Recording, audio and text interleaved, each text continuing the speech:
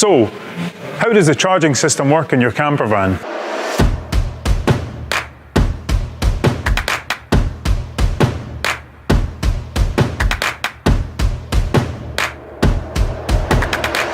We use a split charging system in all our conversions. This means that when your vehicle engine is running, that the electrical charge produced by the vehicle's alternator will automatically charge either the vehicle or the leisure batteries.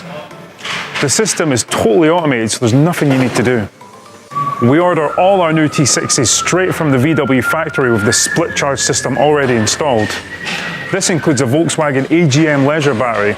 This is important as all new T60s have complex controls on battery charging in order to increase engine efficiency, and as the split charging system is installed by Volkswagen themselves during manufacture, this ensures that the maximum charge goes straight to your leisure battery.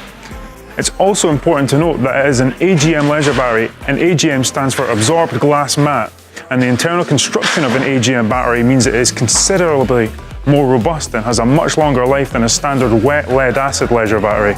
A frequently asked question is, how much will my leisure battery charge when I drive the van?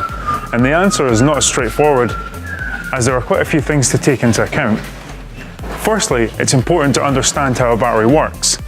Both the vehicle and leisure batteries in your van are 12 volts. You can check their voltage level on the Sargent control panel. Just scroll up or down on the arrow keys to find either leisure battery or vehicle battery. When a 12-volt battery is 100% fully charged, it will display up to 12.5 volts on the screen. This will fall to around 12 volts to 12.2 volts at 50% charge, and then around 11.8 volts at 25% charge. Once it's below 25%, the voltage will fall increasingly quick.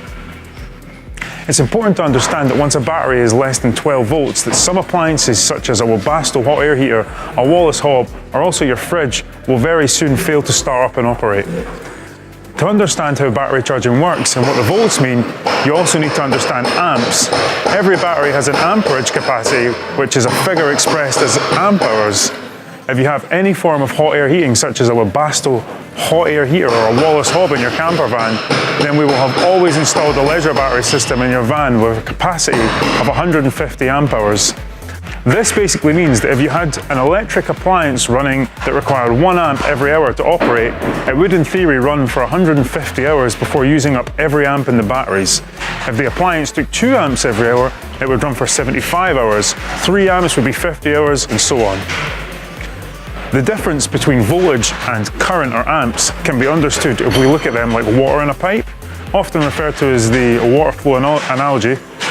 Voltage is like the pressure of the water, while amps, or current, is the volume of the water that flows past a fixed point in a fixed amount of time. So with our batteries, we need a certain amount of voltage to push enough amps through the cable to power the appliance. Thinking back to volts, if a leisure battery is 100% fully charged, we know the volts will read around 12.5 volts. So with a 150 amp hour battery fully charged, you'll have 150 available amps to use. At 50% with a voltage of around 12 to 12.2 volts, you'll then have 75 amps. At around 25%, when the voltage falls below 11.8 volts, you'll have less than 40 amps left, and it's at that point that some appliances may fail to start up. You have 2 options for recharging your leisure battery. One is by plugging it into a 230 volt mains electric supply, and the other is by driving the vehicle. The most effective and fastest way to recharge your vehicle battery is by plugging it into a 230 volt mains supply. Please take a look at our instructional video on how to hook up your van to a 230 volt safely and check out that it's working.